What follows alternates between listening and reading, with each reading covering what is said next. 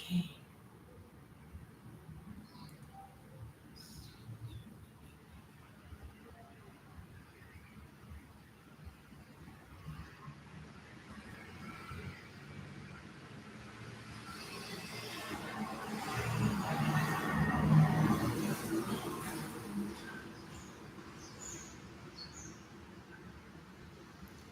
Good job.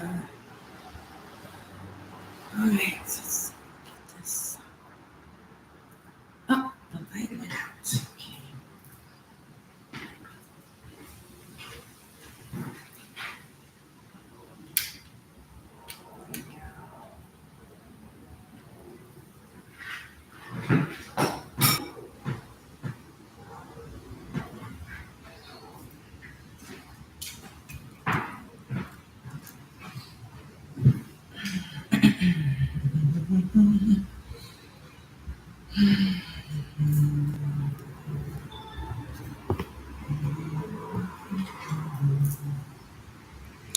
Uber Network, good rising. Val Cleary. I hope you can stay tuned in for Good Rising TV. Today is Neterian Devotion on Thursdays, and we'll just be discussing different topics as it pertains to the Neteru, Neterian spirituality and culture. Good Rising Azuraski 2000. My name is Tachia, aka Arit, and I have been a student and practitioner of Neterian spirituality for many years now. And what do I mean by Neterian? Well, most people would say, "Don't you mean Kemetic?" And I would say, in one aspect, this is Kemetic spirituality. However, when you say Kemet, you're limiting it to one location and one time frame. And Kemet is way more than what we know of as ancient Egypt. It's way more than that. I was attracted to Kemetic spirituality when I started studying Sirius and the Milky Way galaxy, and that's what led me to Kemet. I also had been practicing um, Hindu yoga for many decades. Well, not many decades. Yeah, for many decades. And I had also observed or practiced Japanese Buddhism from Soka Gakkai and the Lotus Sutra. And of course, I was in Rastafari because I started out as a reggae musician, and also the Black Hebrew Israelite traditions. So I had gone through all those. And of course, I was raised Christian. And so after I had studied all those, and then of course, indigenous to the Americas, Native American or Turtle Island or the Amarukas, Tamari. But then I finally took a deep dive into Kemetic spirituality, because they also have Sirius and galactic culture. So that's how I got into Kemetic spirituality, and I studied with the temple at EgyptianYoga.com, Dr. Mwada Ashby Sega Masega for many, many years, 13 years. Good rising, great awakenings. Let's see, where's my sign? Oh, and I forgot to reverse the screen on TikTok so you can see it the way I see it. There we go. So here's the sign. Good rising, great awakening. Welcome to Good Rising TV. Thank you for tuning in. And for those of you on TikTok, thank you for tapping the screen. So if you are enjoying this brief introduction to Neterian spirituality, please remember to tap the screen. Thank you. So as I was saying, I studied for many years with Dr. Mwada Ashby. And after a while, I realized that I had to come back to my roots, which was, oh, good rising, great awakening, Constance Woo Woo. Happy Halloween, All Saints Day, Dia de los Muertos, Day of the Dead, Time of the Ancestors, All Hallows Eve. Yes, thank you very much. That reminds me of going back again.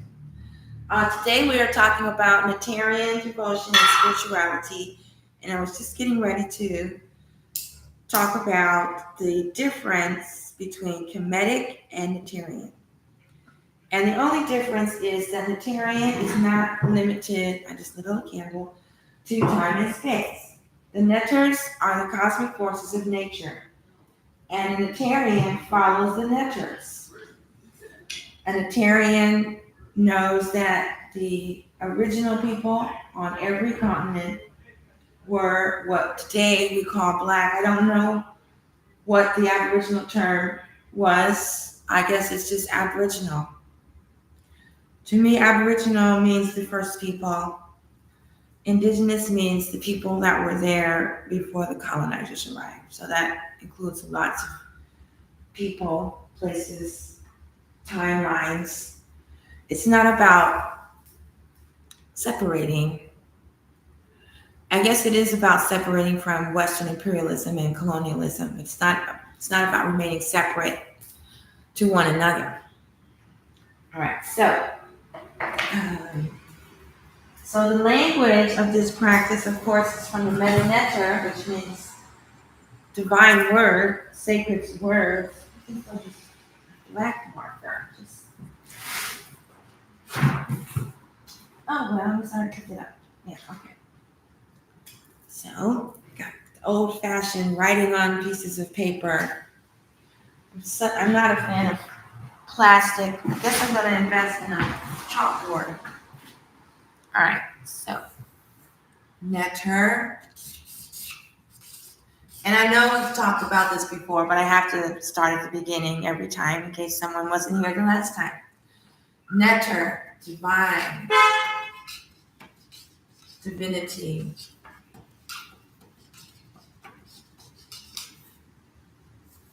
Neteru, plural, gods and goddesses. Cosmic forces of nature.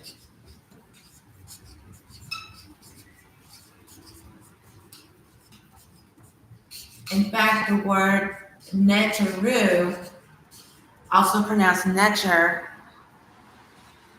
is the origin of the word nature. And I don't know all the hieroglyphs, but I know this one. Black, like that. And then Netera is a goddess. Usually when a word ends in a or at or et, it's feminine. What's happening here? You want me to remember my password, and I don't remember it right now. It's a goddess. So then, of course, Neter is another word for God. It's a small g. The capital G is saved for Nebuchadnezzar. So we put God here in small g. And then a Neterian is one who follows the Neters. So that's more of a modern day term. I think the Kemetic term is Shems or Shemsu. Shemshu Neter. Neteru. Shemshu Neteru is the same as this. Okay? And then Kemet, when you hear the word Kemet, you automatically go to ancient African Egypt.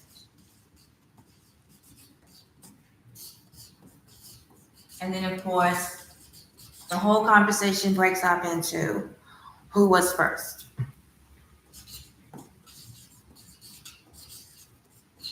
And so when I say Neterian, I just erase that whole conflict because it's not limited. Uba Nefer, thank you for tuning in. This is Good Rising TV, Neterian Devotion on Thursday, where we're just talking about different topics in Neterian spirituality and practices. And if you're on TikTok, it would be so wonderful if you would tap your screen. All right, so that is why I call this Neterian devotion on Thursdays and not Kemetic Spirituality. Dua, thank you, because I'm not limited to time or space. Meaning any indigenous, aboriginal, original culture, even native, anything that was there before colonizers. If you dive deep into their spirituality, they're also Neterian. They're following the Neters. They just talk about it in a different way or different language. And one of my passions is to dive into the connection between the Americas and Kemet. The American continent is known as Tamari. So you have Tamari to the west and Kemet to the east. Now Kemet, the translation of Kemet it varies, but it usually means black, land of the black, black lands, black spirituality, black consciousness. So most people identify that as blackness, and I did for a long time until I learned more about the term black as it returns to race. So we're moving away from racism. So if we're moving away from racism, then we can't classify ourselves by race, because that is a Western construct, Western imperialism. And so this is a topic that we dive into on American Tuesdays, but I'm just going to put this down here. So Tamari means beloved land. Mary means beloved. And then Kemet means black lands, land of the black, basically. I'm just going to put black land. But not race. It means black soil, black consciousness, the black night sky. And so when I say black, that's what I'm identifying with. But most people identify it with race. So anyway, so that's the introduction to Neterian Thursdays. Those of you who are just new to this whole concept, the reason I'm doing it this way is when I was going live before with music or sound healing or whatever I was doing, I would always stop in between the songs and have to explain everything. And that just really takes away from the presentation. So this way, 3 days a week, I get to ramble on and on and on about my favorite topics and answer as many questions as I can. And then when I start offering the devotional programs again, then I won't take up so much time talking. Okay. Ooh, Uben for Good Rising, Great Awakenings. Welcome to Good Rising TV, Neterian Thursday. All right. And then just briefly, why do I still say Good Rising when most people say Grand Rising or Great Rising? That's because God is good, and we're gods and goddesses, and we're rising. So it's greeting the God or goddess in you that is rising in consciousness, rising in knowledge of the truth, rising in understanding. And then Great Awakenings, of course, refers to Nahas. That's a wonderful word to know. The sister Kimmy got barred. She's a hieroglyphic expert, and I just realized she's live right now, and I hope that we're not always going live at the same time, because that was not my intention. So Nahas means Great Awakenings. And it means waking up to the illusion of this construct, this matrix, even waking up to the illusion of death or life, because this, in some terms, this life, physical existence is considered death, because it's death of our spiritual knowledge and understanding. So if you want to say good rising to someone, you would say Uben Nefer. So Nefer is good or beautiful. So we could say beautiful rising.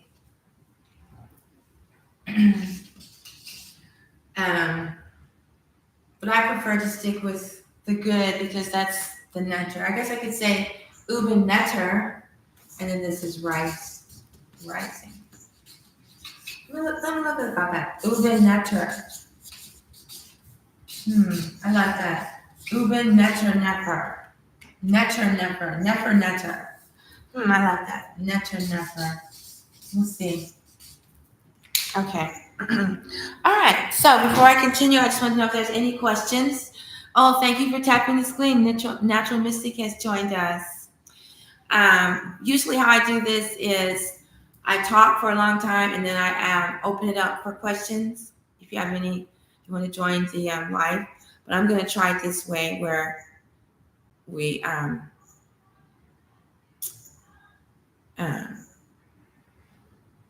see if you have any questions now. So if you have any questions about what I've already discussed on YouTube, just type it in the chat. And Natural Mystic, if you ever want to join in because you have a question, just let me know. I sent you the invitation. So let's see what it says here. Thank you for the likes, Natural Mystic. Oh, and thank you for sharing the live. Thank you, Good Rising, Great Awakening. I was just explaining why I say Good Rising, Great Awakenings. Okay, so here's something we can talk about. Let's see it backwards. The crest, or I don't know, I don't want to say logo. The logo for Asmataji Temple consists of the throne of Aset. Maybe remain seated on our inner throne and not be moved. And the feather of Ma'at. We are here to keep our heart as light as a feather. And then the symbol or the glyph for Sirius, because this temple is all about Sirius. This is a Sirius galactic experience here. It's not limited to the sun or the moon. And the goal is to be limitless, to be timeless. However, for now, we're dealing with the Milky Way. And when we focus on such a grand cosmic scale, it really helps me anyway keep my perspective. Maybe that's why I have this really unusual perspective on life, is because I'm like flowing with the Milky Way, not just the sun and the moon. And I'm also like really turned into Sirius. Okay. So I never have a plan. I just know the topics that I like to talk about the most. So since this, oh my goodness gracious, this water glass is empty. What do you know? Okay. I know what I'm going to talk about first. Let's talk about some of the netters. Okay. So the last time I was here, I think I was trying to talk about the frequencies, because I have two new books getting ready to come out now that my motherboard has been replaced and all my data is intact. Woo! So one of them I want to talk about today is the Hesiu Neteru.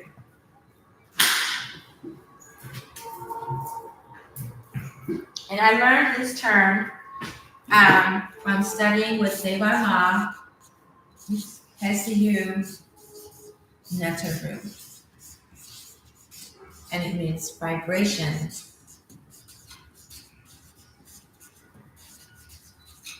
or frequencies of the cosmic forces of nature. The gods and goddesses. So the proverb, I can't remember which one it is. I've misplaced my book of Proverbs. Book of Proverbs, and I may be misquoting, I don't know. But it says that we're supposed to become gods and goddesses. We're supposed to become like the gods and goddesses, and we're supposed to become gods and goddesses. And Goddess Aset, thank you so much. Goddess Aset left us very detailed instructions on how to do this, because she entered the whole paradigm as a human, as a lady, and then transformed herself into a goddess. And so we have the same potential. We have the same possibility. We need to follow her instructions. Okay. So one way you can identify or become a god or goddess, or become like the god or goddess, it's called a tutelary divinity. That's the one that you're the closest to tutelary, is by chanting their name. It's that simple. And that's why when you catch my, this is difficult. Let me start over. You catch my cosmic chimes and chanting sessions where I have the chimes and I'm chanting the names of the gods or goddesses. That's because the chimes are chosen to reflect the motion, the arrangement, the alignment of the planets at that time. And so we're trying to align with what's going on in this cosmos by chanting the names of the gods and goddesses while playing the chime associated with the planet that corresponds to the god or goddess.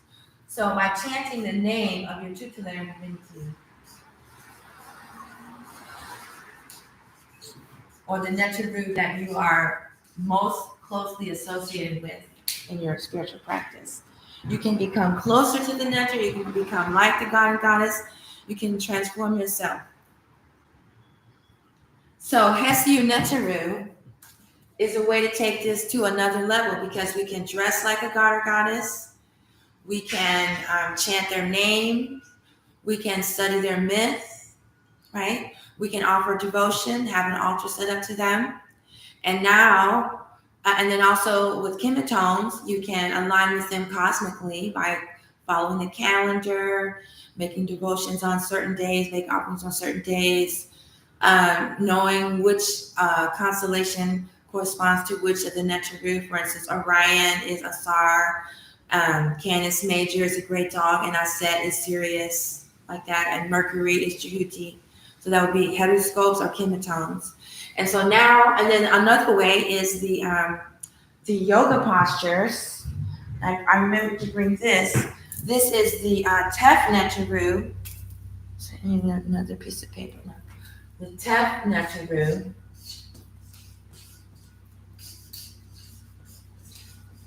And this is from EgyptianYoga.com.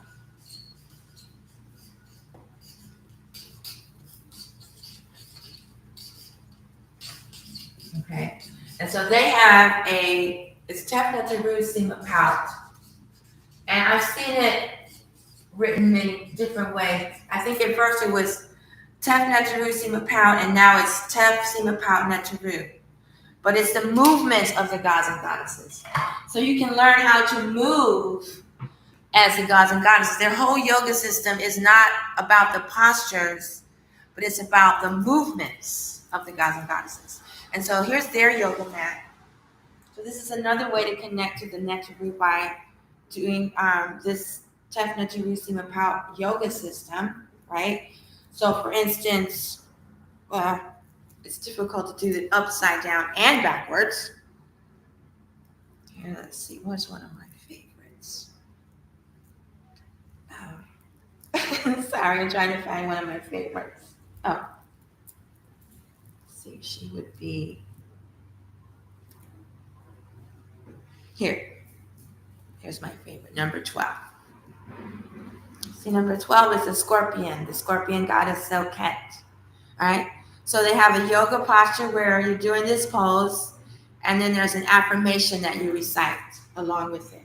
I don't know if they're still selling these blankets, but this is our yoga mat.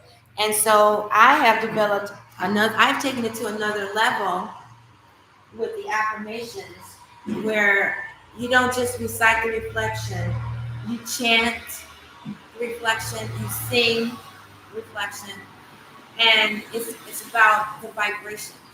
Okay, so I'm gonna write that down. And I'm going to be starting those classes very soon. In fact, tomorrow I'm having a practice session with some of my students in person, and I'll be offering this live very soon.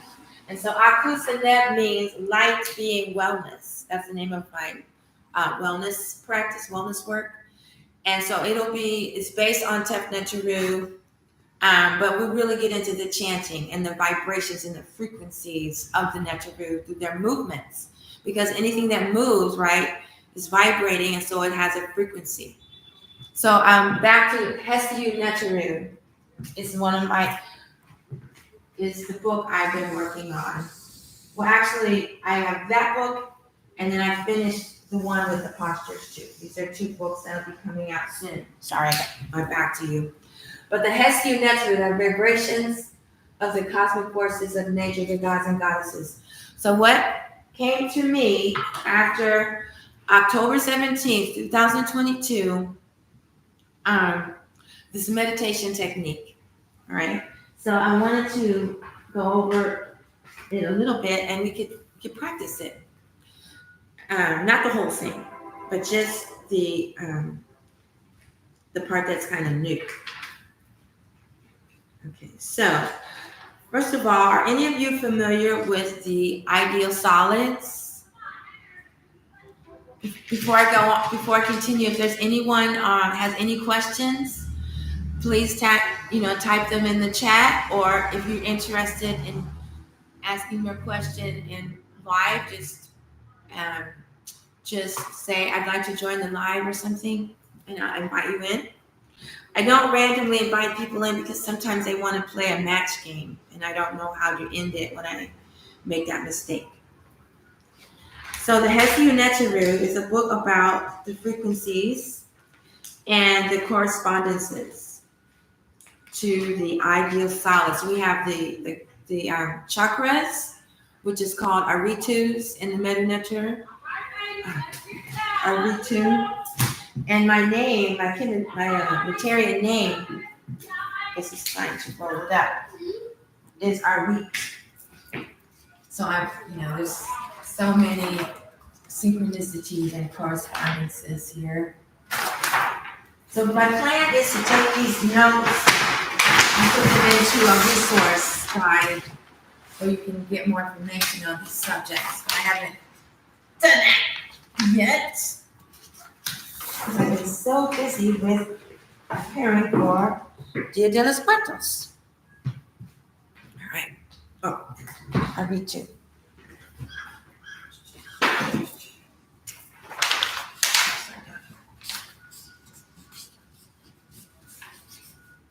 The aritus, also known as the chakras, and they're centers of the second, the life force energy.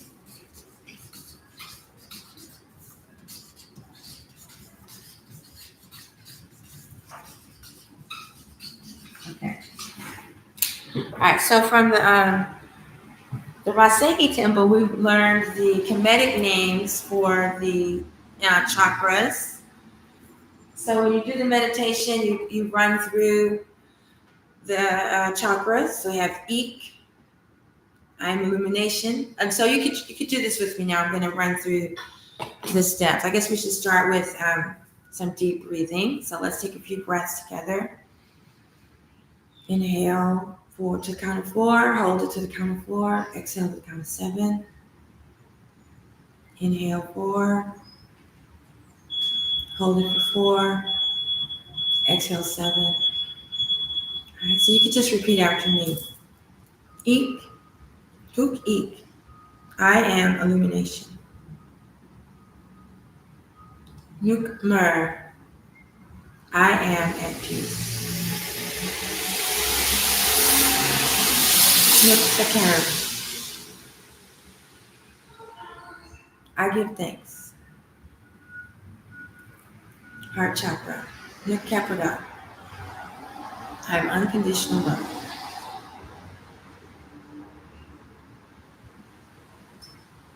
Nuk O, I am that I am.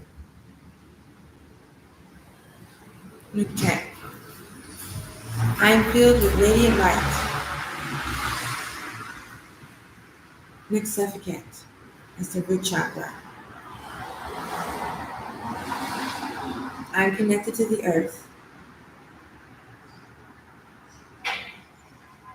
I respect all life. Now to your back of your solar plexus, Nuk O, I am filled with joy.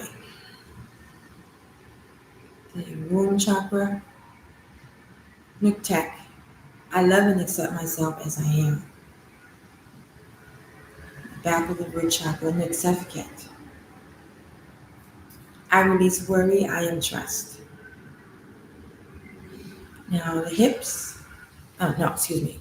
One hand, your left hand to the base of your root chakra in the back, and your right hand to your pineal gland. I create a wonderful life for myself. Now the hips. I'm secure in my divinity. Now your ankles. I know myself. I trust myself. And now the balls of your feet. Divine love and light lives, moves, and flows through me. Again, that meditation or chakra work is from Raseki. Uh-oh. Okay. It's a pretty windy day. Not out. No.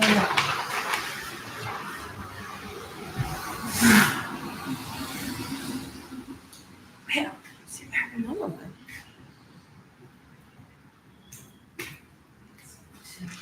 Oh, here it is. Thank you. Oh, it's still up there. Isn't it funny? Okay. All right. So write that down. And this is a Kemetic temple of it's Kemetic Reiki. City Temple. Dot. I don't know if it's .org or .com.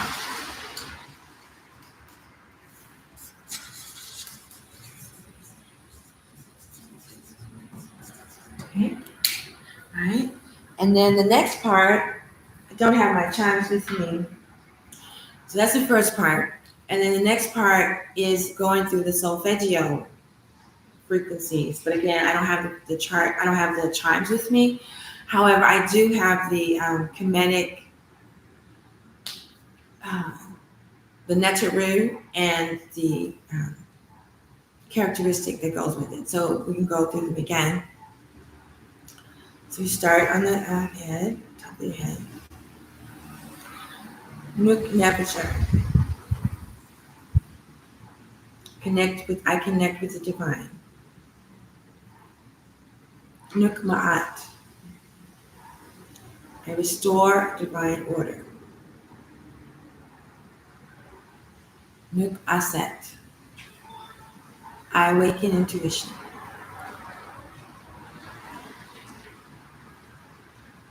Nook Nit. Healing relationships. I heal relationships. Nook Kepler. I miracles, transformation, and repairing DNA. Now the womb chakra. Nook Nut. I give birth to the light. And the root chakra. Nook Geb. I am the earth. I support all life.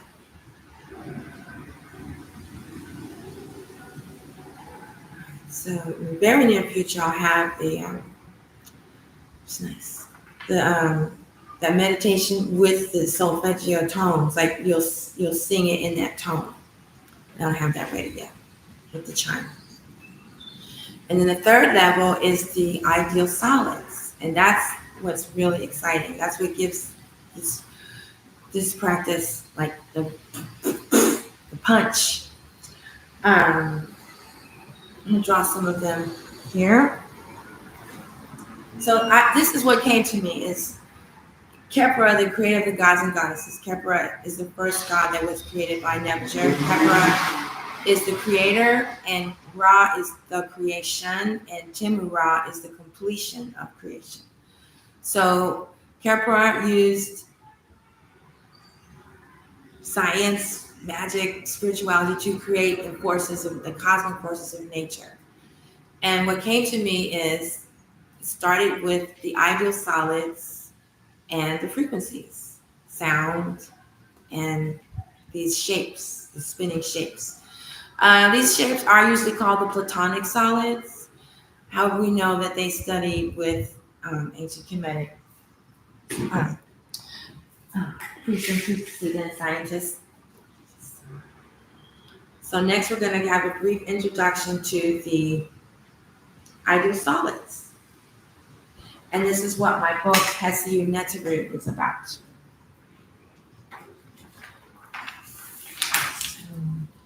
And I do have a name. I don't know the names of the shapes that well. Let's see if I have it anywhere quickly. I wrote the book out by hand, and then I typed it. And then I read it aloud and typed it that way. I didn't have time to just type it. Oh, I don't know. It should be the very first page. Just give me a minute, please. Yeah, I think this is it.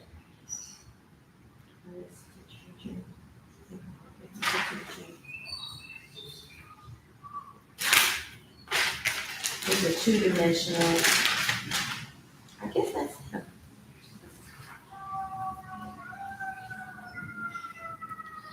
I don't think this is all of them.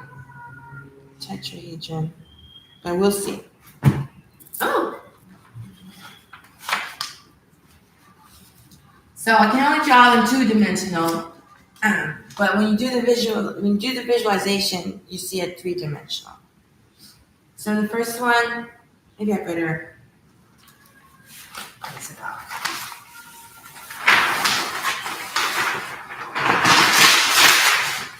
So I have not shared this publicly to this extent before. It's really exciting. I'm so grateful that they taught me this meditation practice, and that I put together the book of frequencies. All right. So the first one, of course, is a sphere. When you're doing a visualization, it's the torus. So I don't know if I know how to draw that. I guess I better get used to it. It's like a donut energy, and it just kind of flows like this. So first you do it with the energy flowing this direction. You're sitting here. Energy flowing that way, and then you do it with the energy flowing the opposite way.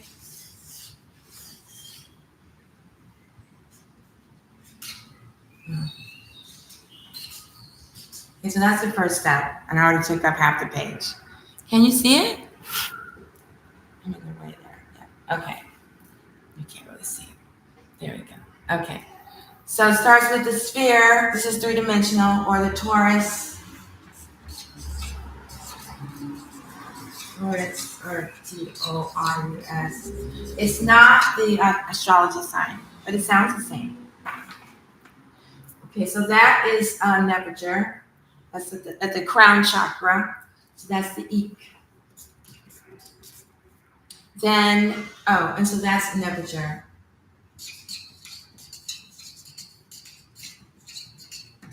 Then the first eye, Mer, is Aset, and that is the Merkaba.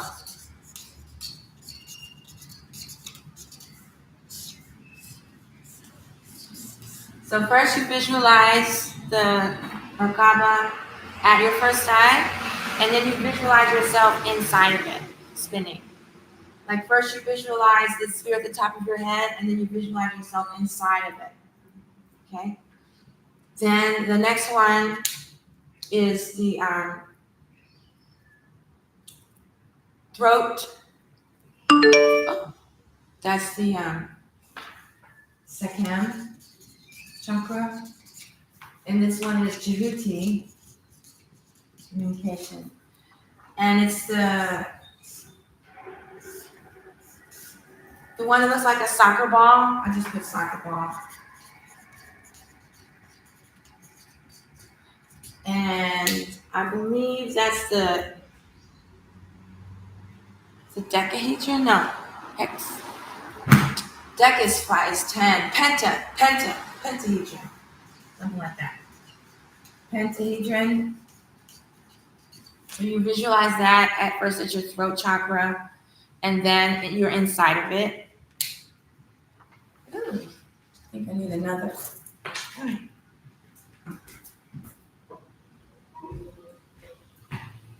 And so you don't have to worry about writing this down. The book is almost finished. The replay is on YouTube. And if you share it with anyone, just call it Hesyu Neteru from Asmatashi Temples. It's not been shared publicly. So when the subscription services are ready for the temple offerings, we'll have a weekly session of the Hesyu Neteru with the chimes and the frequencies playing in the background. It's just going to be awesome. All right, so that's the throat. Second. Then the heart chakra is Kepra. Kepra is the chakra. But when you chant, we already did those. And then we also did the solfeggio. Now when you're doing the chanting, these are the deities that you chant. Nebuchadnezzar, Aset, Uchi. And so this, of course, is Ma'at, because you want to keep your heart as light as a feather. And so this one is the, it's kind of like the Merkaba, only, you can visualize them going like this. So it's a double pyramid. And that one is called the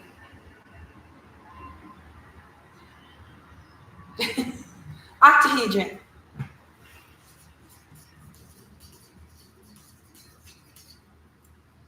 Okay, and then the next, of course, is the solar plexus. That's Ob.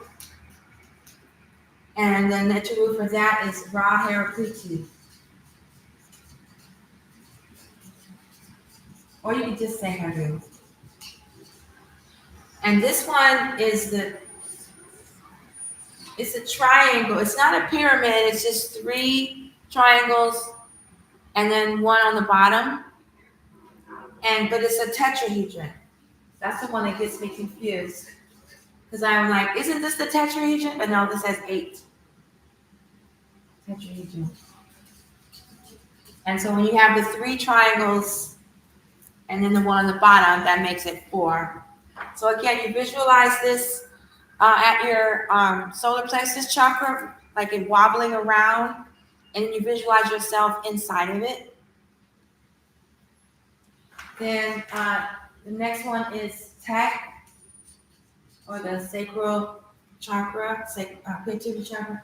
This again is Root. This one is my favorite. This is when I started reflecting on the icosahedron, I started to understand myself a lot better. It's a 20-pointed star.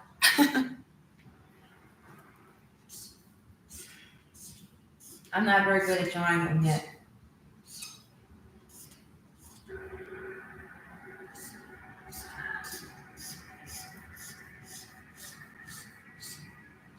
It's a 20-point star. Icosahedron.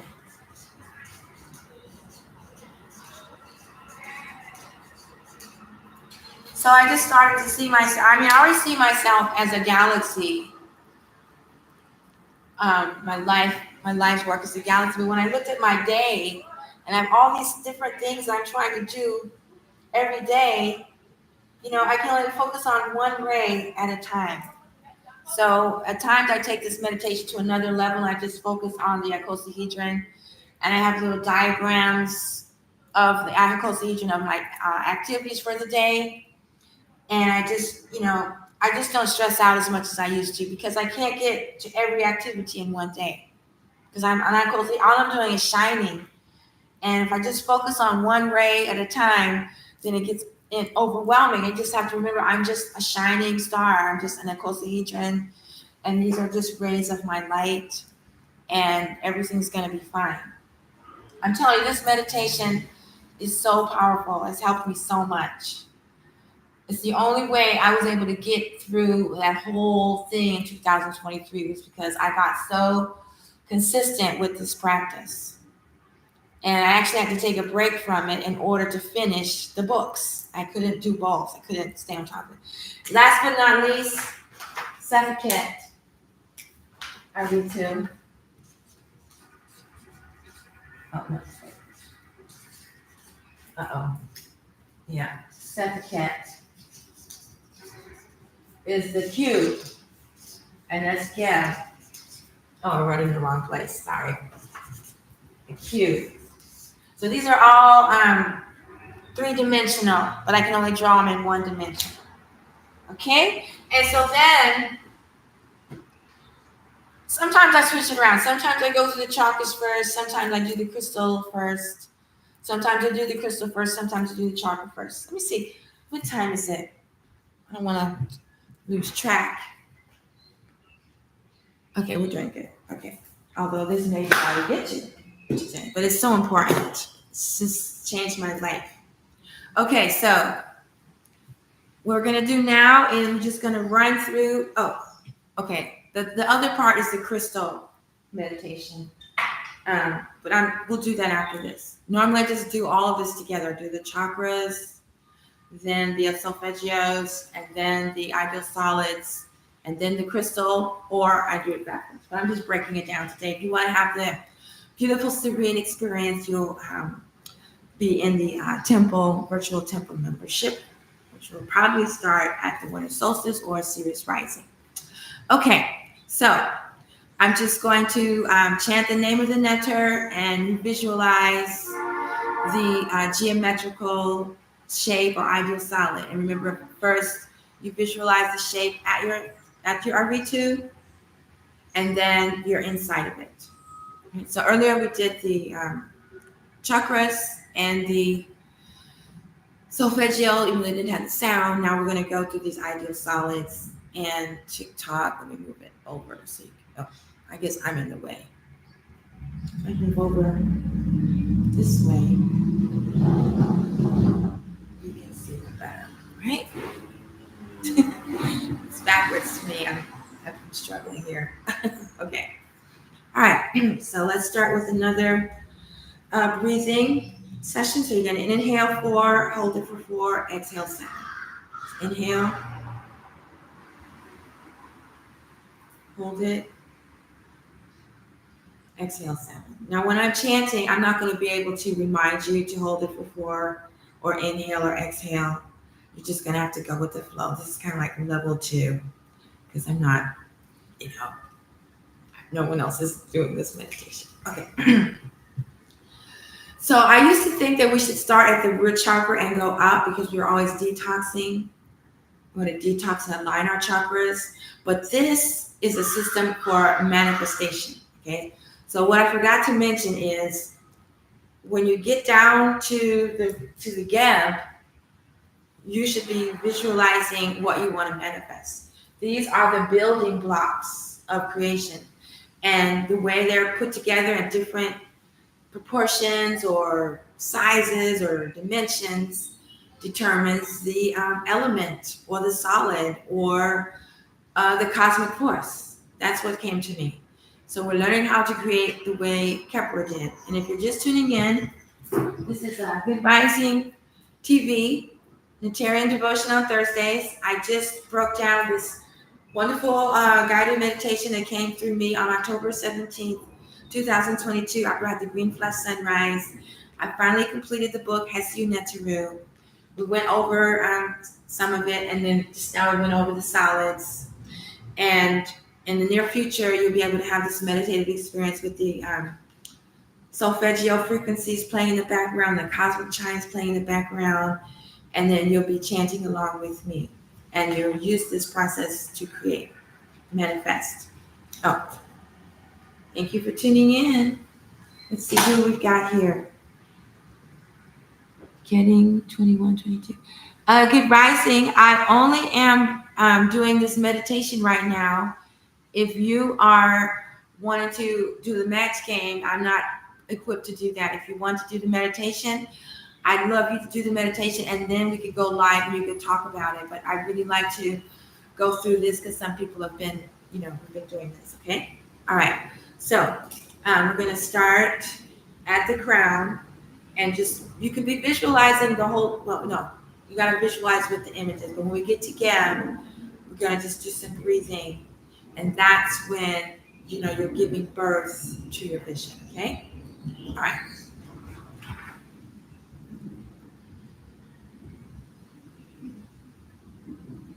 All right, so I want you to visualize yourself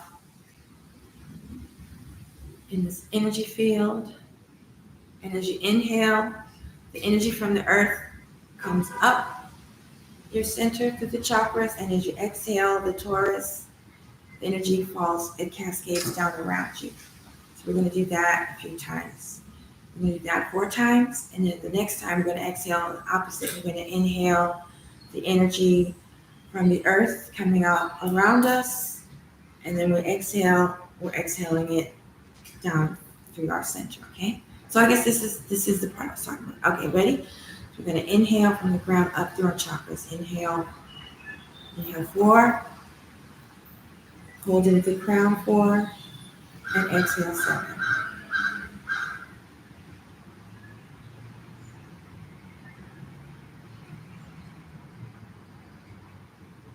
New temperature. New temperature.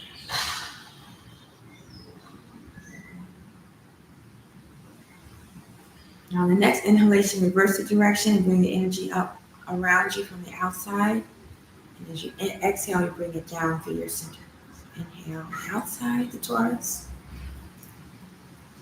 Exhale down to the center. Inhale, count of 4. Hold it at the top. Exhale 7. New temperature. New temperature. New temperature. All right, now move to the first eye. Visualize the Merkaba. Inhale 4. Hold it.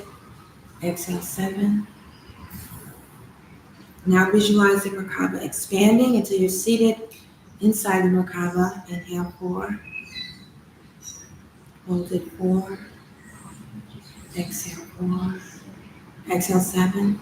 Now visualize the Merkaba that's pointed downward, spinning clockwise, and upward, spinning counterclockwise. Inhale 4. Hold it 4. Exhale 7.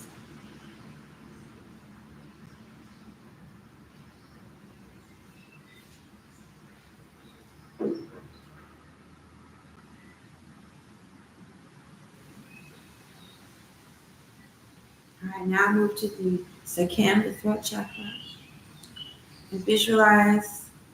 Oh, I forgot to say dual aset. Let's do that one more time. Nuk aset. Back to the first time. Nuk aset. Nuk aset. Nuk aset. And now do the Sakam, the throat chakra. Visualize the soccer ball, the pentagon, pentagram, pentahedron. And this is Jehuti. So visualize it spinning around in your throat chakra a few times. Nuk Jehuti. Nuk Jehuti. Nuk Jehuti. Nuk Jehuti. Now visualize the soccer ball shape expanding until you're seated within. Nuk Jehuti. Spinning. Inhale 4. Hold it 4. Exhale 7. Nuk Jehuti. Nuk Jehuti. Nuk Jehuti.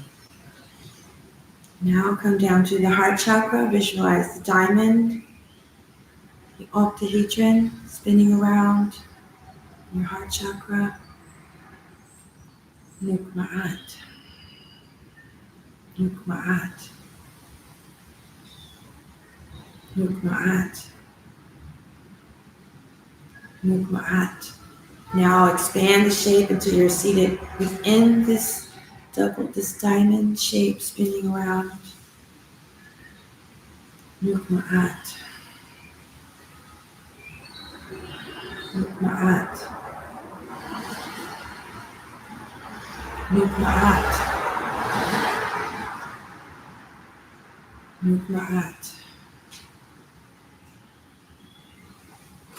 Now to the solar plexus, the O, Aritu. And this is the tetrahedron, the three triangle pyramid with a triangle on the base. It's a four-sided tetrahedron. Spinning around at your solar plexus. Nukrahedakuti. Nukrahedakuti. Nukrahedakuti. Nukrahedakuti. Now expand this tetrahedron until you're seated within. Nukrahedakuti. Nukrahedakuti. Nukrahedakuti. Nukrahedakuti. Now move to the creativity chakra. Visualize the icosahedron, the 20-pointed star spinning around. Nut, I am the light. Nut, I am the light. Nut, I am the light. Nut, I am the light. Now expand this icosahedron until you are within the center of this icosahedron. So you are this 20-pointed star. Nut, I am the light. Nut, I am the light. Nut, I am the light. Nut, I am the light. And now to the root chakra, give. The cube, manifesting your creation, manifesting your visualization, manifesting your enlightened lifestyle, manifesting your sovereignty, your freedom, your enlightenment, manifesting your eternal existence. So visualize this cube spinning around at your root chakra. Nuk Geb. Nuk Geb. And structure, stability. Nuk Geb. And financial freedom. Nuk Geb. Now expand this cube until you are seated within the cube. And it's spinning around. Nuk Geb. And the earth. Nuk Geb. I am your manifestation. Nuk Geb. Nuk Geb. Okay, so on the next several breaths, just visualize the life you are creating, you are stepping into. Inhale 4, hold it for 4, exhale for 7.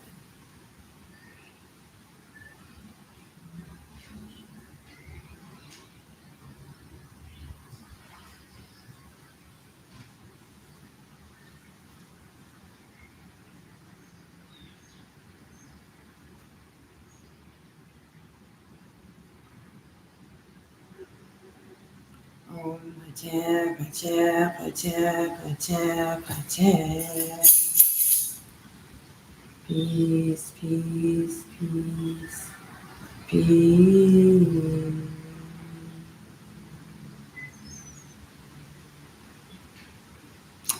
Oh, TikTok, I'm so sorry. I didn't know that the live stream had paused. I was so into this meditation and I was not looking at the screen. I'm so sorry. But the replay will be posted on YouTube, and you could post it, scroll forward to, what is this? Oh, 1 hour, exactly. So you can scroll forward to that moment and then watch the meditation. Okay, so the last part of meditation is the crystal meditation. Like I said, sometimes. Well, how did you like that? For those of you that are still here and you got to experience the Hesiu Neteru. I don't have the music ready, but the chant, the meditation is so powerful. I always feel so good after I do this. It's just wonderful. So you are getting an introduction to the book before it's even finished or published. It's finished. I just have to, I need better charts. I have the rough draft charts. I need to get better charts. And then the Akusaneb, the reflective meditation system.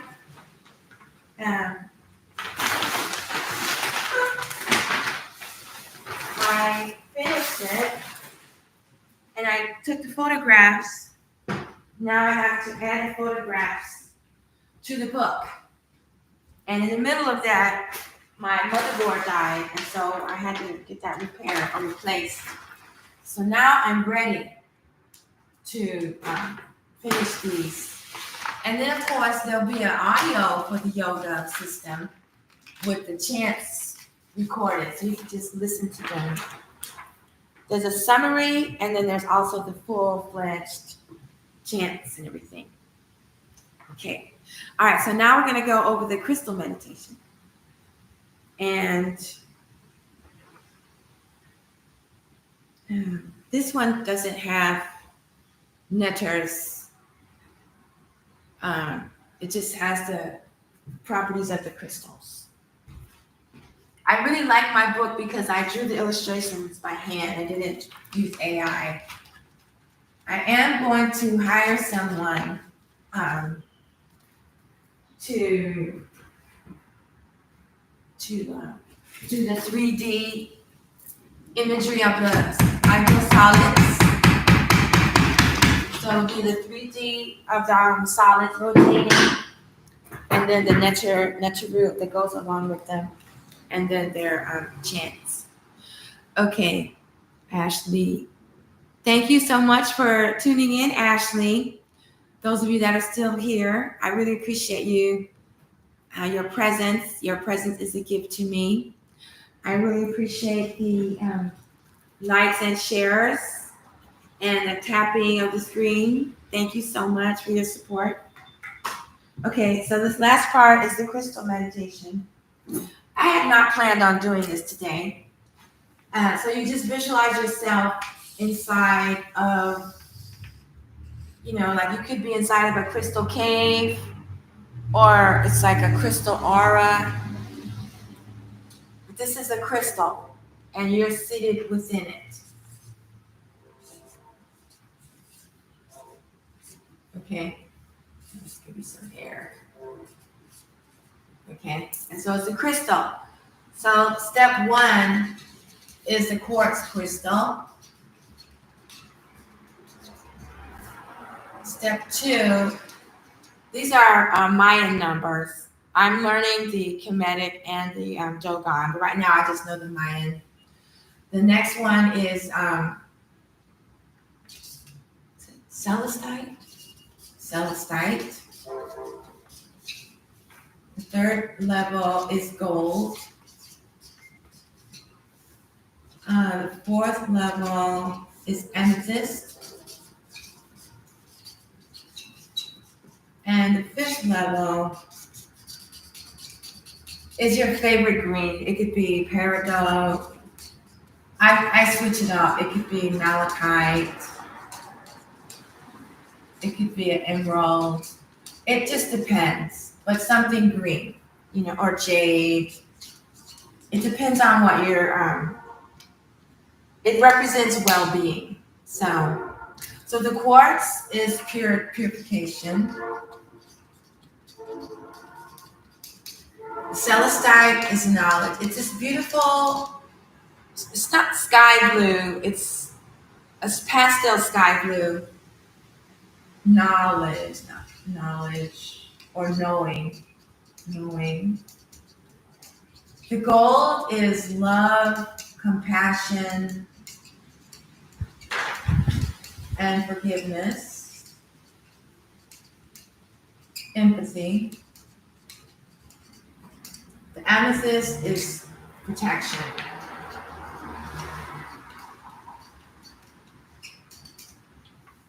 And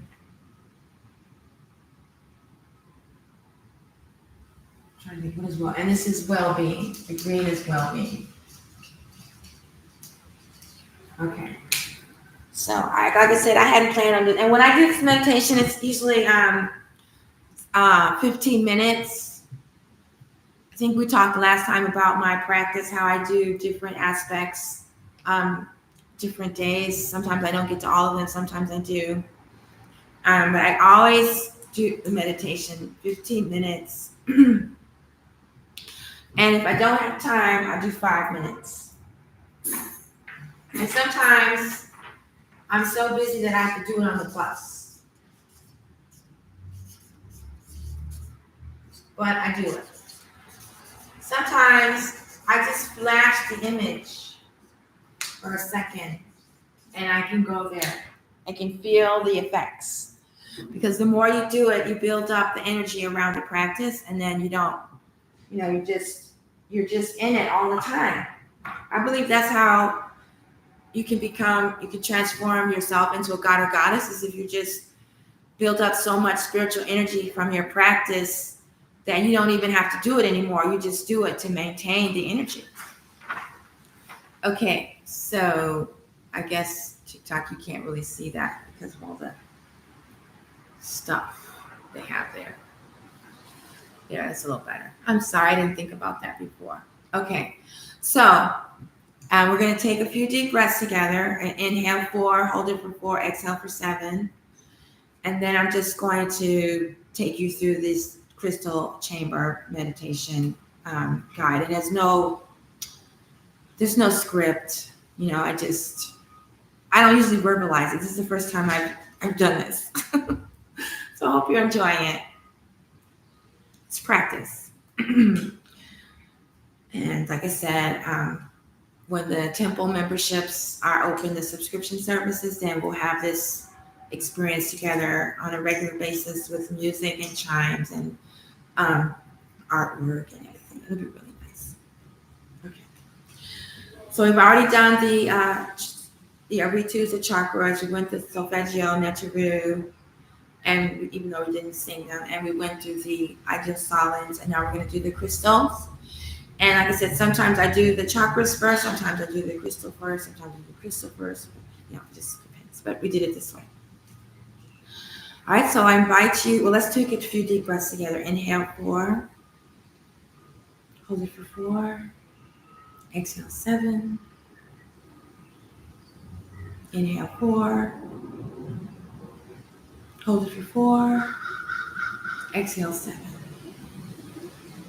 All right, so now I invite you to visualize yourself within a quartz crystal chamber. It could be a cave.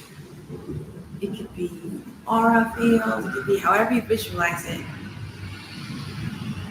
But it is contained. It's not an infinite space. It's a sacred space. It's a sacred crystal chamber. I just want you to visualize the purification as the energy from the crystal is transferred into you, to your energy field, your body, your mind, your organs.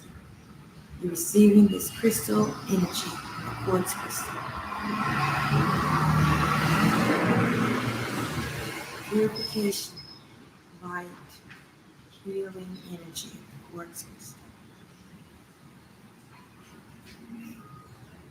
Washing every aspect of your being, body, mind, soul, spirit.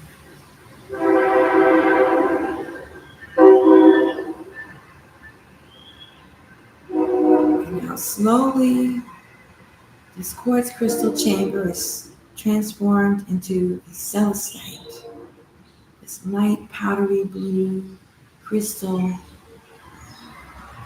and you are seated within celestite crystal.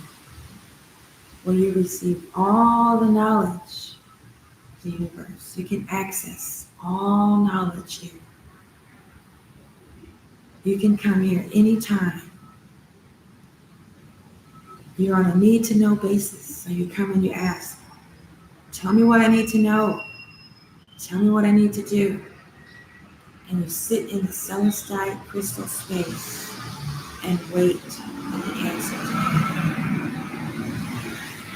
This infinite knowledge is available to you. And as you are a limited being in this existence, you can access this knowledge on a need to know. You have access to all the knowledge in the universe. Tell me what I need to know. Tell me what I need to do. You can access this knowledge at any time with these two questions. Tell me what I need to know. Tell me what I need to do. And now this sacred space is transformed into a golden light.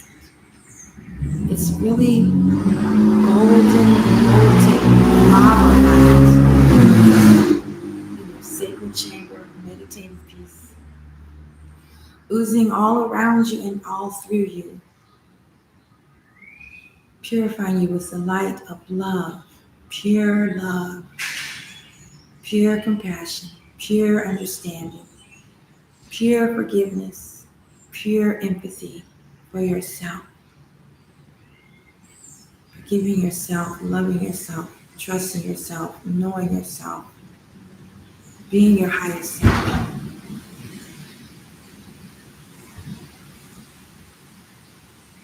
And now the light of love, compassion, forgiveness, empathy, understanding for others.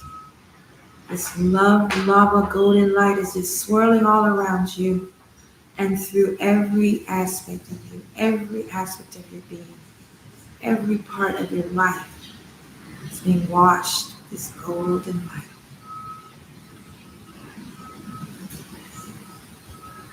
And now your healing space, your healing chamber is transformed into amethyst crystal light. Amethyst crystal light. It's all around you. You become amethyst. And you become protection. You have an aura of protection around your life, around your home, around your neighborhood, around your loved ones, around areas in need of protection, around people in need of protection. You are showering them with this amethyst light of protection, this amethyst love of wisdom, crystal love, amethyst protection. And you can access this amethyst light at any time. You can activate this protection at any time. It's always within you. It's always with you. All you have to do is acknowledge it, and your protection is activated. Inhale for 4, hold it for 4, exhale 7.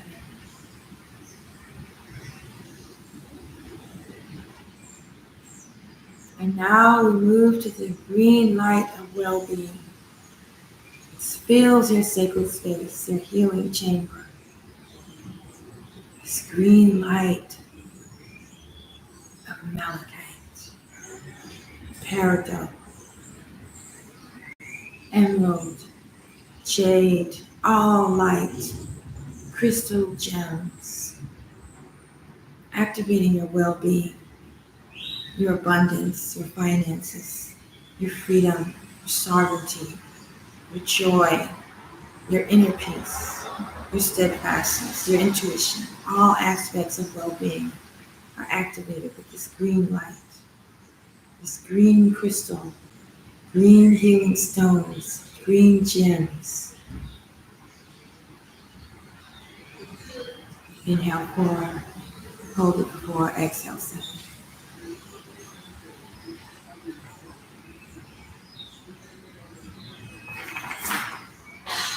Om Hateh Hateh Hateh Hateh. Peace, peace, peace, peace. All right. I hope you felt the energy of that. And if you're just tuning in, don't worry. You can catch the replay on YouTube. This will be on the devotion to Chia Ahmed music. Might be a read to Chia. I'm not sure. But you'll find it on YouTube. It's the Neterian Devotion Thursdays for Good Rising TV. And we've just been here sharing some different aspects of Kemetic devotion. We talked about the name Kemet and the name Neter, how Neter releases you from time or space and just follows the Neter route. And Kemet is limited to a particular time and space and place. And we talked about how one of my goals in life is to explore the correspondences between Kemet and Tameri. Tameri is the name for North, Central, and South America. And normally we do some readings and some music and chanting, but today we went through my new books, Hesiu Neteru, Vibrations of the Neter, the Gods and Goddesses, the Cosmic Forces of Nature. I believe this is how Kepera creates, using the ideal solids and the chants and the sounds and the names of the Neteru. And so we're learning how to do that. This meditation technique came to me on October 17, 2022 during a green flash sunrise. And I have been practicing it since then. Well, it took me a while to put it all together. I really started the practice in 2023 when I was going through a major challenge in my personal life. And I built up the energy, and things started happening in my life, manifesting that I've been wanting to have experience. It started happening, and it was easy. I've done the 40-day prosperity plan, which works really well, but it's really time consuming. And I don't think it's the type of thing you do every day, because I tried doing it, making it a part of my daily practice. And I think it's the type of thing that when you have like a crisis, that's when you go to the 40-day prosperity plan. And you can find out more about that at my website, Open Your Money Flow, which is also deals with the Neteru and the chakras. And it's based, the foundation is the 40-day prosperity plan. It sounds kind of commercial, but it's really about healing your root chakra, because in the root chakra is where Geb or Sephiket is, where your financial freedom, your security, your stability is stored there, but also your trauma is stored there. So if you have experienced trauma, it is more than likely experiencing your root chakra. And so I use that technique a whole lot when I was really healing from my trauma. And I developed a program to help others. Somebody was making a joke about, when you go through trauma, you heal yourself, then right away you try to heal others. But isn't that what we're supposed to do? I thought that was like, but anyway, Open Your Money Flow. And so when you go to the website right now, it'll have the 40-day prosperity plan. However, when I open it up to membership again, you'll see the videos that I made, and also how they correspond, how the affirmations correspond to the next group. Open Your Money Flow.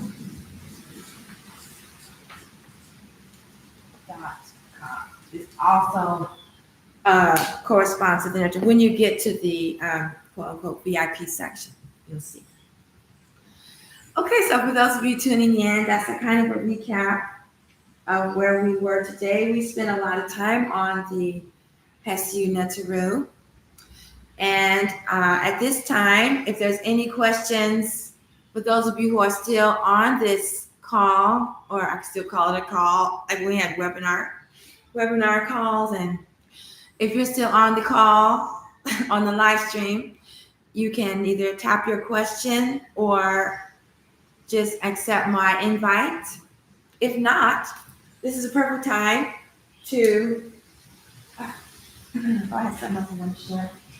To review this book I've been revisiting, The Cosmic Sciences of the Ancient Masters. If you were with me last week, I don't know who's still on here. Constance is still here, but last week we were talking about chapter 6, natural science, and I was telling people chapter 6, natural science. I was telling someone on the call that they should check out this book called Mystery Man of the Bible about Apollonius of Tyana. And when I turned the page, that was, well, if you follow the Neters, you are a Neterian. Because a Neterian is someone who follows the Neteru. The Neteru are the cosmic forces of nature. So you would love to learn more about the Neteru. The Neterians, I'm a Neterian, you're a Neterian. We follow the Neters. But for now, I was talking about this book because this is one of the first books on my spiritual journey that I was reading by Professor Hilton Otema, American, aka Caucasian or white, who realized that in a previous existence he was a Kemetic priest, Egyptian priest. And this book was first published in 1963. And I started reading his work in 1983, 84. You worked with dogs? You mean like Anpu, the opener of the ways? And so when I read his books, they moved me, but I didn't have the keys. Like he was speaking in code. And now when he says he wants to learn how to create using the cosmic forces of nature, we know what he means. He means this meditation, well, the other part with the ideal solids. Constance Wu Wu says, since I found 2 dogs on the street a year ago, I've been feeling like it's time for us to decolonize how we relate to pets and to bring back this old technology. Oh, yes, definitely. My dog is definitely Anpu. She definitely opens the ways for me, and she's my protector, and she's a healer. She's definitely an emotional support animal. So today I'm going to read the chapter on Apollonius of Tyana from from Cosmic Science of the Masters, Ancient Masters. Oh, excuse me.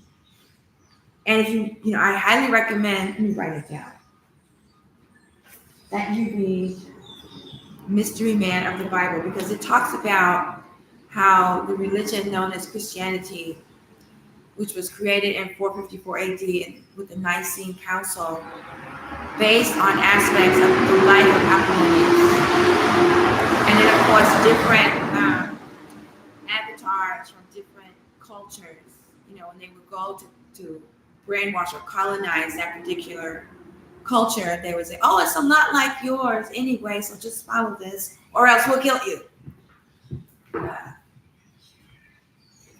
Wonderful book. Make sure I'm not exposing my backside. Mystery. Usually we have a reading from Dr. Ashby's books, but today we went over my book. Interesting. Mystery Man of the Bible. Professor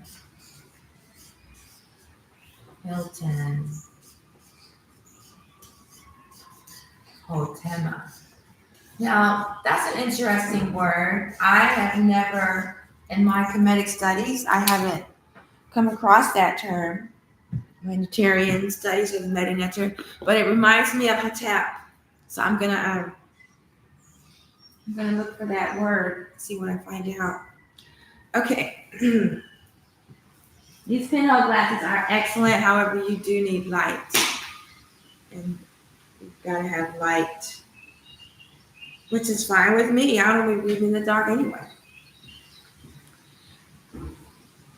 Okay, Greek Christ of the first century, who taught the doctrines of Krishna to the West as the basis of a new religion, first called Krishna and later Christianity.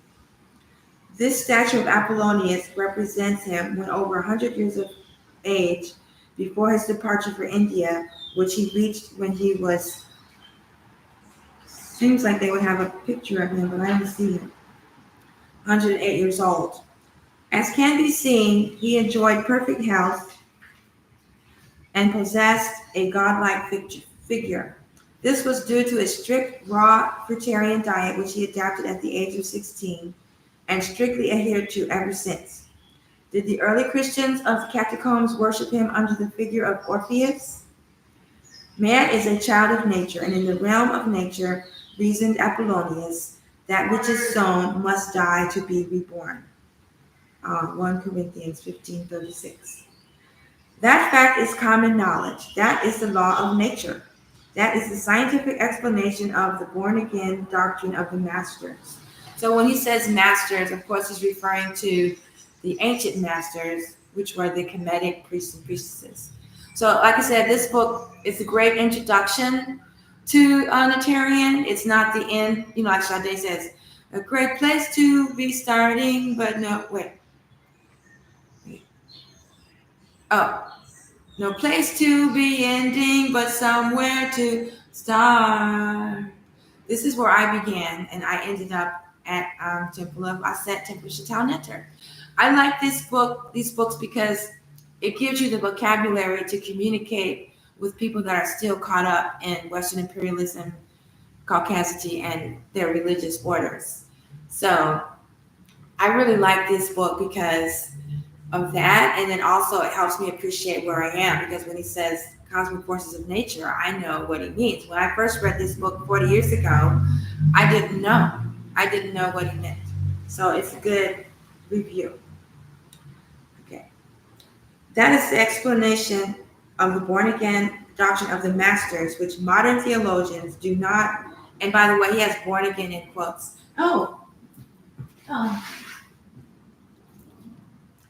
Good rising, Kefra 69. Thank you for being here. Thank you, Constance, for sticking around to the end. Thank you for sharing the love and everything. And if you missed the first part, you can catch the replay on the YouTube music channel. Okay.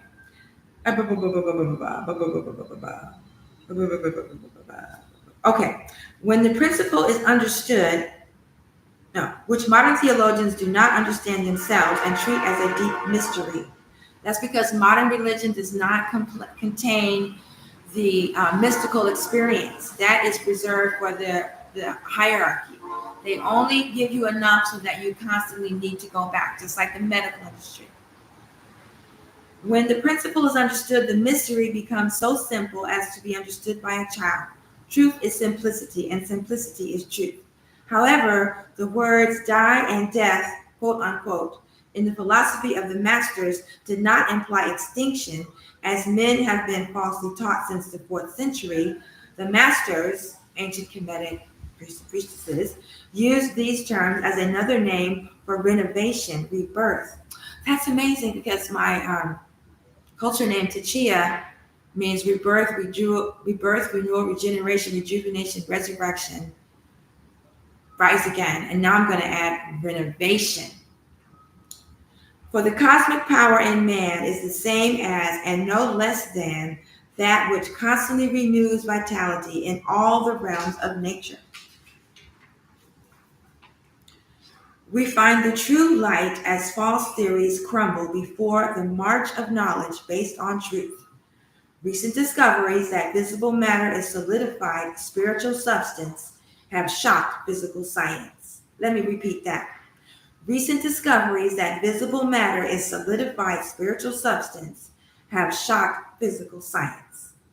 We now begin to comprehend the teaching of the masters that the invisible things of creation are understood by those visible manifestation, by their physical manifestation, Romans 1:20, and that birth and death are but names applied to the visible manifestation of changes occurring constantly in the creative cycle. And that is exactly the principle of the Hesiu Neteru, the vibrations of the Neteru, the meditation technique that I shared earlier that has never been shared before in public, the way that I did ever, and that the book is coming out very soon, and the meditation class is coming out soon. That's exactly what we're going to be doing. So it's really exciting for me.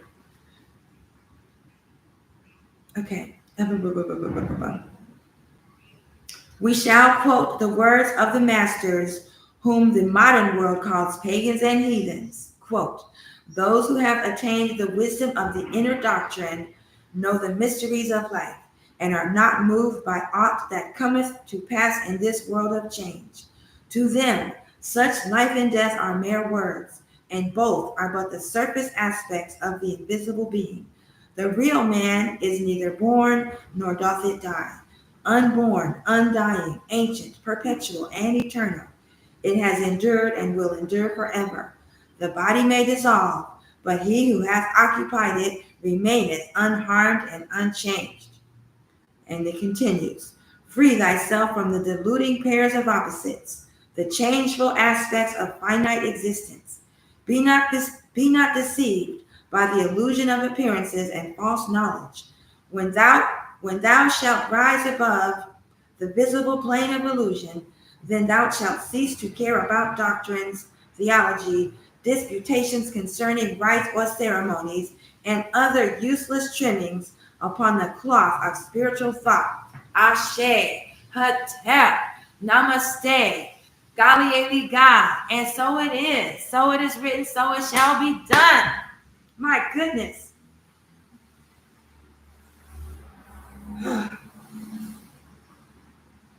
Then thou shalt be liberated from attachments to sacred books or writings of learned theologians who would interpret that which they fail themselves to understand.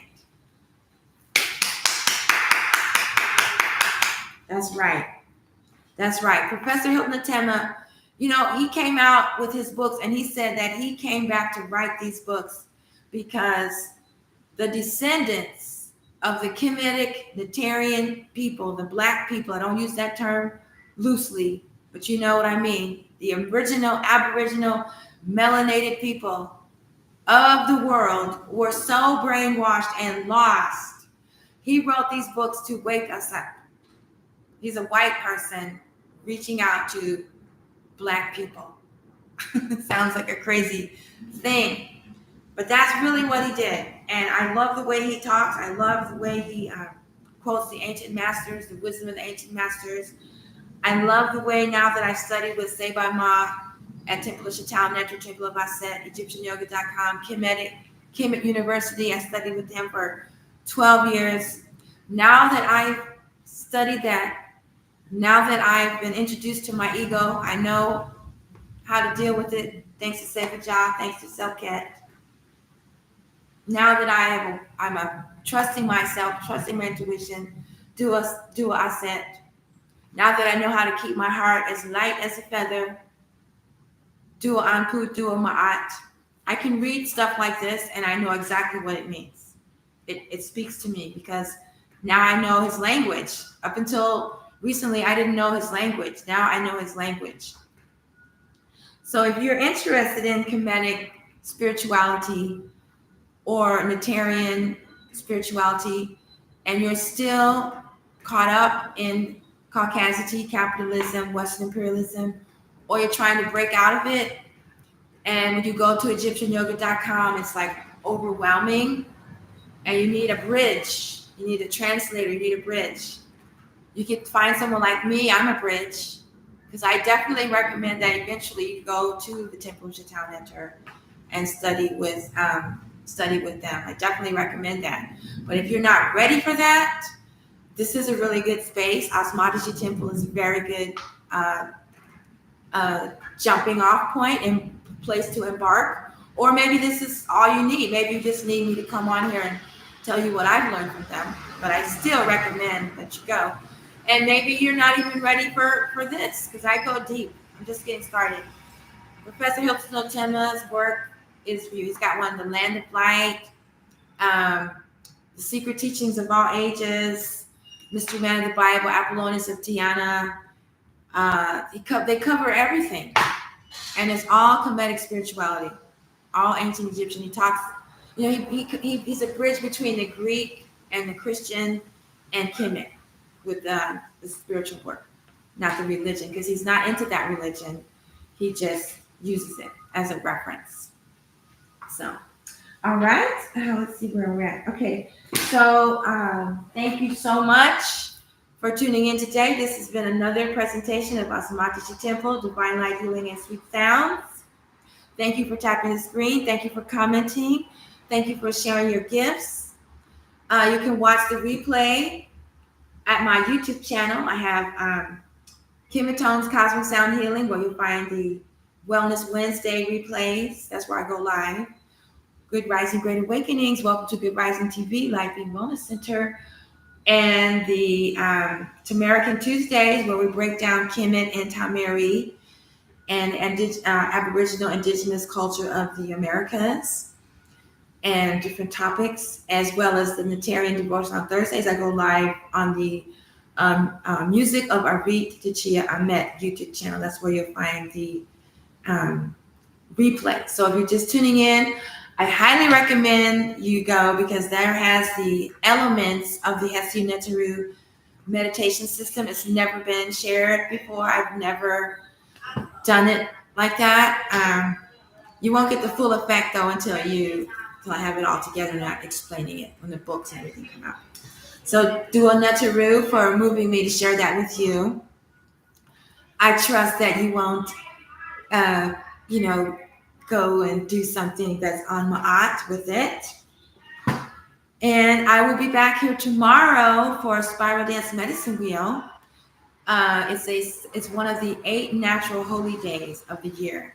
If you follow me for a while, you know I used to try to keep up with the Egyptian holy days and the Kemetic holy days and the Sirius Dogon calendar holy days with my cosmic adorations. And it was just too much. Too many calendars, too many different dates. I just couldn't keep up. So like I said, the truth is simple. Keep it simple. So on the Spiral Dance Medicine Wheel, those are the 8 natural holy days of the year, the 2 solstices, the 2 equinoxes, and the 4 mid-seasons. So at that time of year, I make an offering in honor of the indigenous people of the 4 directions, the 4 elements, the 4 directions, the 4 seasons, and the 4 aspects of being: body, mind, soul, spirit. I make an offering for that. And the intention is that the indigenous people of the 4 directions wake up and we're able to come together, not to become one, remain our autonomy, remain our uniqueness, but come together enough, put down the tribalism, put down the separatism. There's no racism here, no Western imperialism in this circle, no Caucasity, no expressions of the 3 major world religions, which are tools of Western imperialism. But the indigenous people, the people who were present with their ancient traditions before the colonizers. So we'll talk more about this on Tamarican Tuesdays. I'm not going to go there right now. But on the Spiral Dance Medicine Wheel, we honor the spiritual practices and chants of indigenous people of these 4 directions. Okay? So it's going to be tomorrow at 7 a.m. live Central Time. Hopefully from the water at Pebble Beach. It's raining today, so I don't know if I'm going to be on my bike, if I have a ride or whatever. It will be at 7 a.m. Dua Kefra for sticking around till the end, staying around. And then, so that'll be tomorrow. And then the other offerings, I haven't started them up again yet. We have been doing the full moon sound shower with Zen Frankie at Life in Pebble Beach. And then I do celestial events. I used to try to keep up with the moon and all the retrogrades and all that. I just can't keep up with everything. So I do a cosmic chime and chanting for the moon, only the full moon. I don't do the new moon because you can't see it rising over the lake. But I do when planets or the sun moves into the sacred hoop. I learned the sacred hoop from the Lakota. We go more into that on Tuesdays and Wednesdays. But it's constellations of Orion, which is a star, Gemini, which is the basketball court, and the Canis Major, or the great dog Anpu, and Sirius Aset, the eye of the dog. So when the sun or the moon or the planets move into this area of the sky, I do a cosmic adoration, which is the devotional music, which is, I love it so much. That's why I'm splitting them, because during the cosmic adorations, I don't want to be engaging with the audience. I just want to be offering the music and say thank you and tap. Then, so that's the cosmic adorations or cosmic chimes and chanting. Then when the planets and the sun move into Imhotep, which is Ophiuch, is the 13th constellation, then I usually have a special session. But now that I'm doing Wellness Wednesdays, I have to re-examine cosmic adorations and cosmic chimes and chanting. So I'm not sure. But anyway, those will be part of the subscription services. Thank you for those of you tuning in. This has been another presentation of Good Rising TV. Good, I say good rising because the God or goddess in you is rising, because God is good. And I say great awakenings because you're awakening that this is a simulation. Creation is an illusion. It's not real. The real experience is spiritual. Physical is temporary. Anything temporal is not eternal. Therefore, it is not real. So I'm congratulating you for having a great awakening, for the good rising inside of you. And also, thank you for tuning in. Thank you for tapping the screen and for your gifts. Thank you for being here. And if you're just tuning in right now, you can catch the replay. This replay will be on the Tachia Ahmed Music channel. Oh, another comment. Constance Woo Woo says, yes, I've been feeling like getting back into my yoga practice. Before the pandemic, I was deep into Kundalini yoga. Now I've been a solo practitioner. Well, Constance, I'm so happy to meet you, because as soon as I get a little bit more organized, we will be having the Akusanem Yoga Reflective Meditation Movement System offered for temple members. And the book is almost ready. I got away from it because of the book and then the lead abatement in the building. And I'm using the middle of fall. That's another thing, I don't have the chart, about the equinoxes and solstices. When you hit one, that's when our plane, our solar system, lines up with the Milky Way.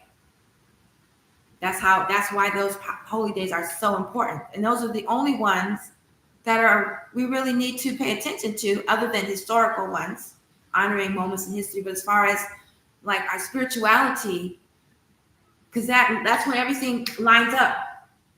I don't know about you, but that's how it is with me.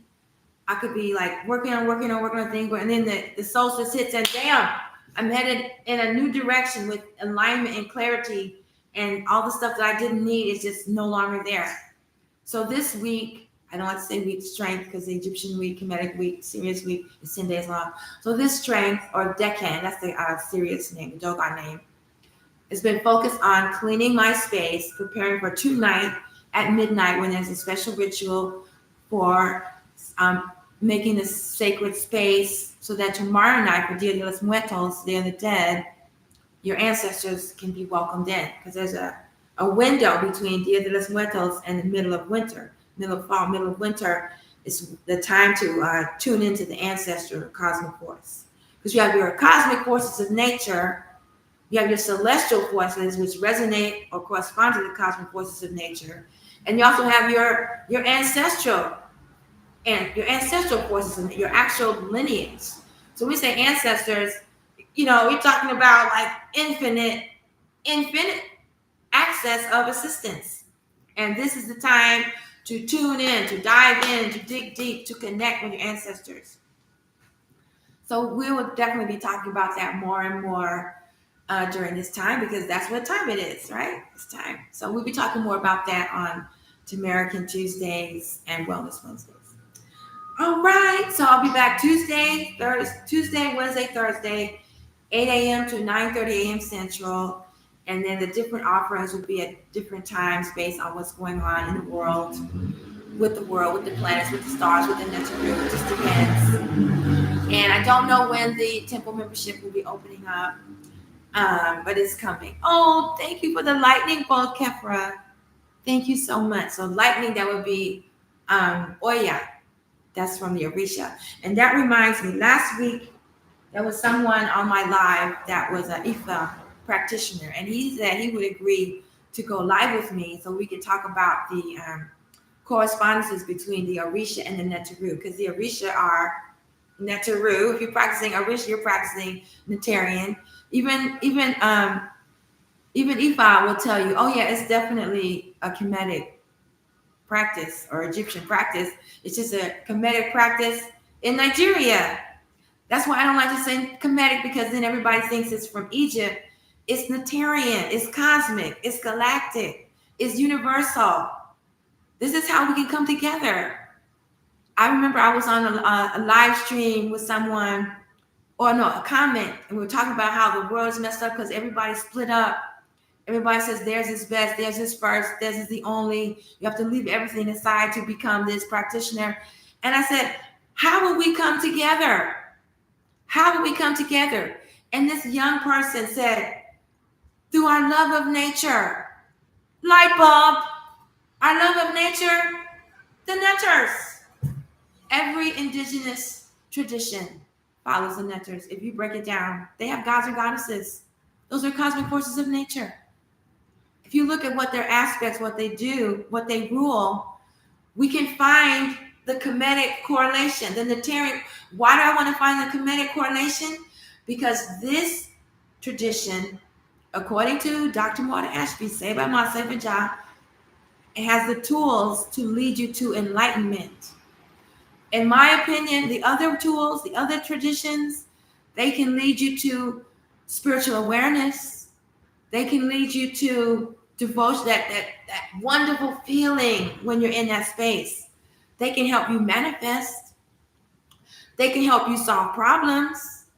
The Orishas, that's great for solving problems, removing obstacles, removing blocks, right? The Vedic, the Hindu tradition, Muruga, I'm into Muruga and Lakshmi. Okay, let's be real. I follow Muruga and Lakshmi. If you go to the Open Your Money Flow website, the VIP section, it's all about Muruga and Lakshmi. All right. I have white buffalo calf woman from the Lakota tradition. The green corn god, the maize god of Mexico. I don't know the names well enough to break down. That's why we do it to American Tuesdays, so I can get back into that language, because I've been in Kemet for the past 13 years. I haven't done that. However, when I studied those traditions, none of them got me to know myself. I didn't know myself. I had the good feelings. I was feeling the vibe, the music, the community, the obstacles, the manifestations, the soul connection, all of that. But I was not able to fix my life. I couldn't break through my REU. And I know I said I was going to go, but REU is one of those words. In the Hindu tradition, it's karma. But in the Neterian, it's not just the things you do come back to you. It's your thoughts in this life and your past life and your ancestors' lives and your ancestors' past lives. It's your actions. It's your words. If you just thought about hurting someone, there's RU for that. If you're jealous, there's RU from that. If you're afraid, there's RU from that. The Buddhism that I practiced, Japanese Buddhism, was all about cleaning up your karma. But it wasn't cleaning up my karma, So the Neterian practice, as taught by Seva Ma, Seva Jah, Temple of Chatal Neter, it led me to put me on my boat. We all have a boat on this spiritual journey. And until you get your own boat, you're swimming in the water, hoping to catch one of those cords off of the boats of the gods and goddesses. You're trying to you'll get there just by the coattails. That's what they say in the Buddhism, by the coattails of the Buddha. Just grab onto his coat and you can attain enlightenment. In the Neterian tradition, You got to get the cord on the boat of Ra, the boat of heaven, your tutelary. But with this practice, you get on your own boat. Where's the mic? I want to drop the mic. I can't drop the mic, but I can. I can't drop the mic. Get your own boat. Become the hero of your own myth. Wake up. Wake up. You don't need somebody else's boat. You don't even need the other gods and goddesses' boat. You got your own boat, but you don't even know where it is. You don't even know what it looks like. You don't even know that you have a boat. So that's what this practice is for. Oh, McKinley Smith. Very good question. McKinley Smith asked me, how long have I been studying? I have been on this spiritual journey since 1984 when I dropped out of grad school. I was a grad student in astronomy at UT Austin. And I was a colleague of Neil deGrasse Tyson. So go read my story. And after that traumatic experience, I had a spiritual awakening. So I've been studying since 1984. I started with Rastafari, then Black Hebrew Israelite, Turtle Island medicine, the Maya, the Olmec, the Quechua. I said Black Hebrew Israelite. Then I got into Hindu yoga, Vedic yoga, the it'll come back to me. Japanese Buddhism, and then Kemet. I've been studying Kemet. I really got into Kemet, started reading the book by Dr. Ashby, I guess in 2003. Took me a whole year to read level 1, volume 1. And then I just kind of kept doing on my own, all those other things. I was practicing all those other things at the same time. And then in 2010, I went to his first conference. And so I was a very active participant in the temple's activities since 2010. And in 2022, I think, was it 22? 2022, 20. It was during COVID, 22. I stepped away because there was a change. It was a difference of perspective. And I would have to give up too much of myself to go any further with them. But they're still my teachers. I still read their books. I still support them. I still tell people about them as much as possible. And one day, once I've gotten my own footing, more stable in myself, I will go back and study with them again. But for now, I've got to build up Osmology Temple of Divine Light, Healing, and Sweet Sounds. And I've got to get my own thing going. I have music. Started out with reggae and then explored every one of those traditions through music. So when you visit my music channel, not my music channel, my music page on YouTube. My music channel is just live streams and things, but there's a page where they have all your albums, all your CDs, and each one represents a different phase of my spiritual journey and awakening. And so the most recent stop has been Kemet, and I have 3 albums to be released. They were on my computer. I just got caught up in a lot of things. So that's what's coming. Probably 2025, they'll be released with more music videos. I've been to Egypt 4 times. Once with Yasir Rahatep here in Chicago with Kemetic Yoga Skills.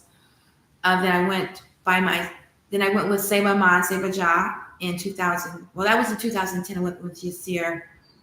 Then 2017 with Seba Ja, Seba Ma. Then 2018, I went by myself with the same tour guide as Seba Ma, Seba Ja. And then 2020, I went again by myself with the same tour guide. I was in Kemet when COVID broke out.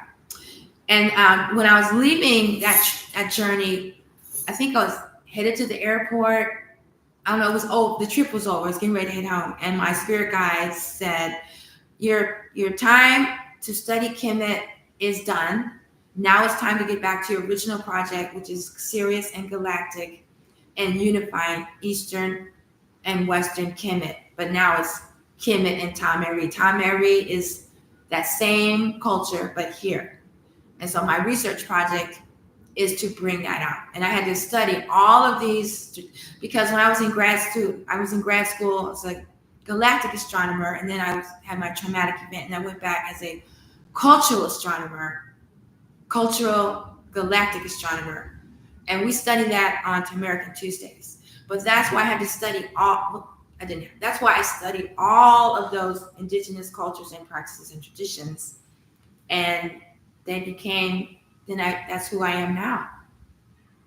So I hope I answered your question, McKinley Smith. I tend to ramble, and I might have forgotten my original train of thought, and I don't make time to review all of the live streams we go through and pick out the highlights. So if there's anything that I missed that you want me to answer or talk about, if you have any questions or comments about Neterian spirituality, how we're going to bring it all together.